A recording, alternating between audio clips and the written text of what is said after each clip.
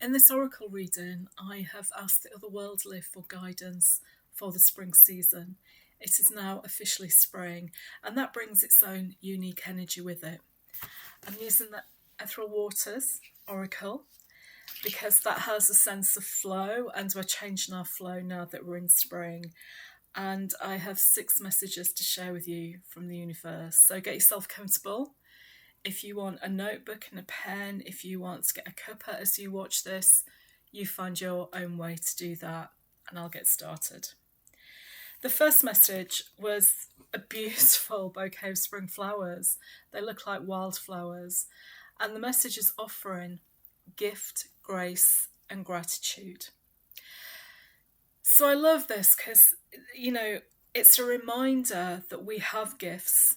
And our gifts are our talents, the things that we're good at, the things that we do, the things that we like to do. Grace is a state of being, and gratitude is an action.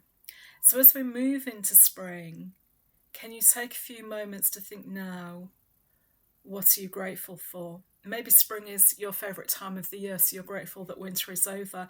It can be something really small. It could be grateful that there's more daylight time to do things. You can be grateful for the people you have around you, but it's the start of offering, is the start of moving yourself into that different state of being and being in a state of grace. And what does that mean?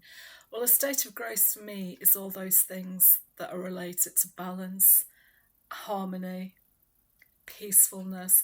That's what being in a state of grace means to me. And when you are in a state of grace, you are open. You are open to what can come to you. And that's what gratitude does as well. It opens you up to receive all the things that you want to co-create and manifest in the world. So this is a reminder that offering is something that you do.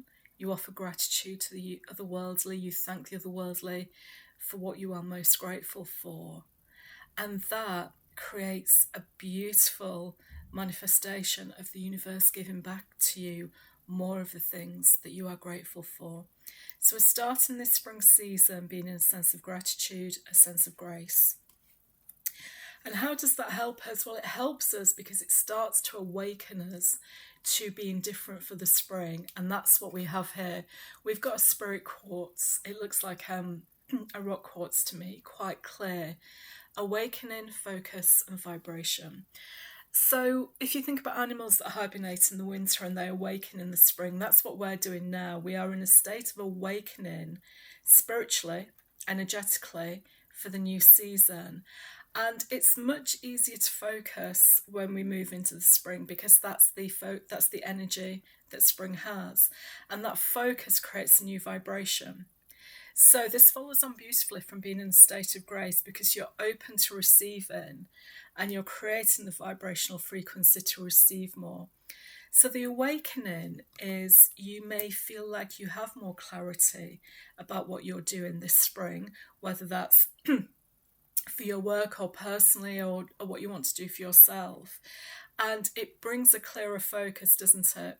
It brings a clearer focus. So as you move into that state of grace, expect things to become clearer, expect more focus, and expect your vibrational frequency to change because you're more open to receiving. And there's also something there with the awakening about seeing more clearly. And that seeing more clearly is understanding that you have to stay in your own lane, okay? The world is doing what it's doing. You don't have to get caught up in the rhetoric, in the anger, and in that emotion.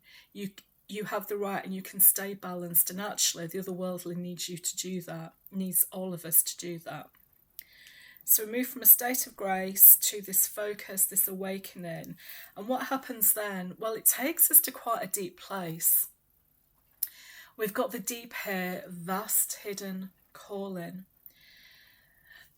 So what you may experience, this is telling us, is that as you move into spring and you're in a state of grace and you are awakening, you may find there are some things in life that just don't work for you anymore. They just don't feel right. It could be work, it could be a relationship, it could be how you look after yourself and care for yourself. It could be what you're watching on TV. It could be what you're consuming content-wise. It could be anything, but you get this deep down sense of feeling that you're just not content with something. So it's not that you're unhappy, but you're just not content with something. Something no longer makes you happy like it once did. There are some things that you feel aren't easy, and they should be, and they just don't fit in your life anymore. So expect something to start stirring within. And it's some things that you've got to let go of, and that's what this fast hidden calling is. There's something you have to let go of. There's something that you have to stop doing, and then there's something different that you have to start doing. So expect to release something.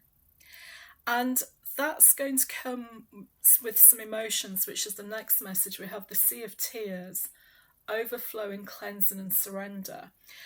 And this is a reminder that it can be difficult to stop doing things. It can be difficult to say, yes, I know I used to do that, but I'm not going to do it any longer.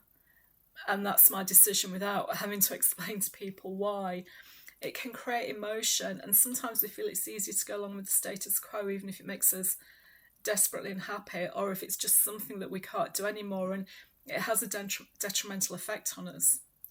So this is where we have to learn about discernment, not judgment, but discernment, in that if something you have been doing for a long time and you used to enjoy, that you no longer enjoy, and it's now having a detrimental effect to you, in that it's taking time away from your family, it's taking time away from something that's important to you, that's when you know you have to move on. But there is always an emotion to release as well. And that's what the Sea of Tears is. It may feel overwhelming. You may feel like you're overflowing with emotion.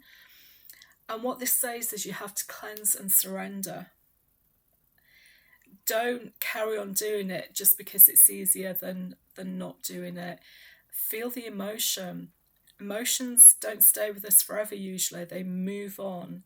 So feel the emotion. And if you need help, just say to the universe or the otherworldly, I'm giving all this emotion to you, please. You deal with this situation for the highest good of all.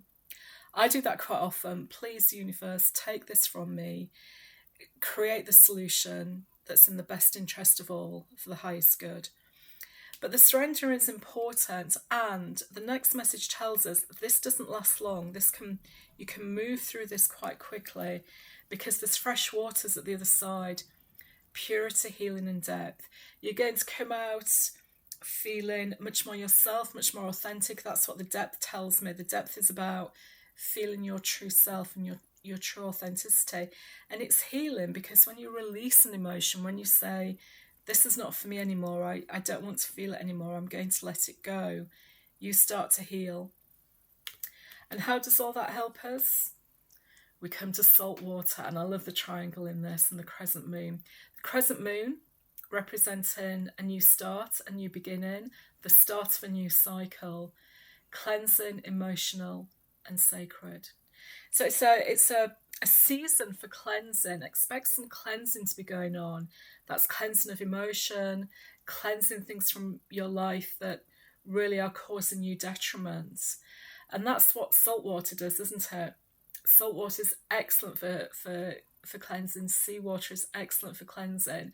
So if you're a swimmer and you can get to the sea and go bathe in some salt water, that would be a good thing. So it says cleansing, emotional, and sacred. And what I love about the sacred is when you invite the otherworldly to take care of things for you and you let it go, that is a sacred act. It's an intuitive and spiritual act. It's an act that says you're embracing and living an intuitive and spiritual life. What does that mean for you? Does that have insights for you? Does it raise more questions? Let me know. I'd love to hear from you. I'm going to go through these quickly once again. Offering, gift, grace, and gratitude. Spirit quartz, awakening, focus, and vibration. The deep, vast, hidden calling. Sea of tears, overflowing, cleansing, surrender. Fresh waters, purity, healing, and depth. And salt water, cleansing, emotional, sacred. If you like this and you would like your own oracle reading, drop me an email, support@theintuitionconnection.com, and we can sort something out for you. And you can also find information on my website. Take care. Wishing you a lovely spring. Bye.